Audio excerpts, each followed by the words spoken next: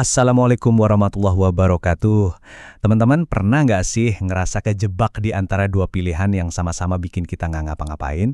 Di satu sisi, pengen banget ngerjain sesuatu itu sempurna, tapi di sisi lain, pas lihat tugasnya segede itu, rasanya mending nggak usah mulai sama sekali deh. Nah, ini nih perjuangan yang sering banget bikin kita stuck. Nah, jebakannya tuh ada di dua pola pikir ini. Yang pertama, si perfeksionis yang bikin lumpuh. Dia bisikin ke kita, kalau nggak bisa sempurna, mending nggak usah sama sekali. Terus ada temannya, si nihilis aksi, yang bilang, karena nggak mungkin bisa ngerjain semuanya, ya buat apa mulai yang kecil-kecil, sia-sia. Ironisnya, dua-duanya ini ujung-ujungnya sama. Kita jadi nggak gerak, diam aja, dan akhirnya putus asa. Terus gimana dong caranya kita keluar dari labirin ini? Gimana cara nemuin jalan tengah yang bikin kita tetap produktif? Nah, ternyata jawabannya itu ada di sebuah kearifan kuno. Sebuah prinsip lama yang, percaya deh, solutif banget buat dilema kita di zaman sekarang. Oke, ayo kita bedah solusinya. Ini bukan sekedar aturan biasa ya. Ini tuh sebuah kaidah fikih. Sebuah pepatah bijak yang umurnya udah ratusan tahun tapi tetap relevan. Anggap aja ini filosofi hidup. Semacam jembatan yang nyambungin antara cita-cita ideal kita sama kenyataan kita sebagai manusia yang ya nggak sempurna. Nah, ini dia kaidahnya dalam tulisan Arab. Coba deh, kita lihat dulu sebentar, resapi keindahannya. Di balik kaligrafi yang cantik ini, ada sebuah prinsip yang luar biasa, membebaskan. Artinya kurang lebih begini, apa yang tidak bisa diraih semuanya, jangan ditinggalkan semuanya. Nah, ini dia intinya. Ini bukan berarti kita jadi nurunin standar atau jadi pemalas ya, bukan. Tapi ini tentang menghargai setiap progres, sekecil apapun langkah maju yang kita buat. Dan perlu kita tahu, kaidah ini tuh bukan cuma pepatah pintar karangan manusia loh. Spiritnya, ruhnya, itu berakar kuat pada sebuah prinsip dari langit. Sebuah prinsip ilahi yang lebih menekankan kasih sayang dan usaha kita, bukan menuntut kesempurnaan yang mustahil. Landasan spiritualnya itu kokoh banget, ruh dari kaidah yang kita bahas tadi itu sejalan banget loh sama firman Allah di dalam Al-Quran. Yuk kita lihat ayatnya. Subhanallah. Maka bertakwalah kepada Allah semampu kalian. Disinilah letak keindahan dan rahmat Islam. Fokusnya itu jelas banget. Yang penting itu usaha tulus kita, sesuai kapasitas kita masing-masing. Bukan ngejar standar sempurna yang nggak masuk akal, yang malah bikin kita patah semangat. Jadi, yang Allah hargai itu adalah upaya kita prosesnya, bukan cuma hasil akhirnya yang harus selalu ideal. Oke, teorinya udah dapet nih. Sekarang gimana prakteknya? Biar lebih kebayang, kita pakai contoh yang dekat banget sama kita.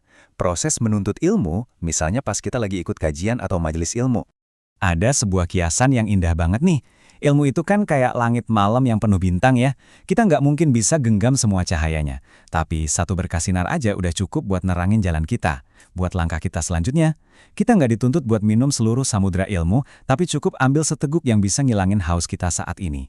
Jadi, gimana cara kita terapin kaidah tadi pas lagi ngaji atau belajar? Pertama, datang aja dulu. Walaupun kita takut nggak bakal ngerti semuanya, yang penting hadir. Kedua, coba catat satu aja manfaat. Satu poin penting itu jauh lebih baik daripada pulang nggak bawa apa-apa kan? Ketiga, dengerin. Karena mendengarkan itu langkah awal sebelum kita bisa beramal. Ingat, ilmu itu ibarat benihnya, dan amal itu buah yang akan kita petik nanti.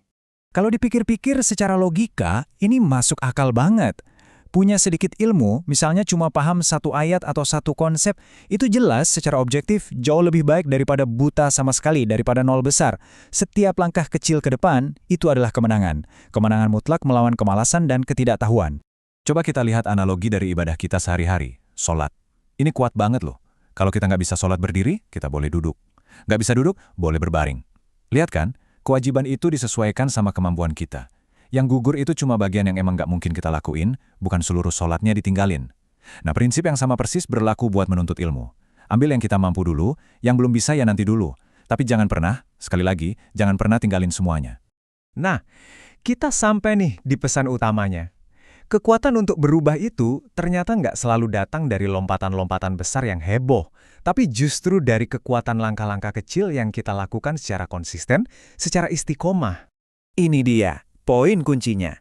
Prinsip ini ngajarin kita buat jadi optimis dalam berbuat. Satu langkah kecil yang beneran kita lakuin hari ini itu jauh lebih berharga daripada sebuah rencana besar yang sempurna, tapi selamanya cuma jadi wacana di kepala kita. Dan sebagai penutup, ada kiasan yang indah banget. Setiap kali kita nerapin prinsip ini, misalnya kita baca satu halaman Al-Quran, ikut satu kajian online, atau belajar satu hal baru, kita tuh bukan cuma bikin kemajuan kecil. Enggak, kita itu sebenarnya lagi nyusun batu bata untuk sebuah bangunan yang besar. Ingat ya, bangunan itu nggak akan jadi bukan karena batanya kecil-kecil, tapi karena batu bata itu nggak pernah diletakkan sama sekali. Jadi, saya mau tinggalin satu pertanyaan buat kita renungkan bersama. Setelah kita paham kalau cukup baik itu adalah jembatan menuju lebih baik dan kesempurnaan itu bukan syarat untuk memulai, pertanyaannya adalah, bangunan besar apa yang akan kita mulai bangun hari ini? Batu demi batu dimulai dari sekarang.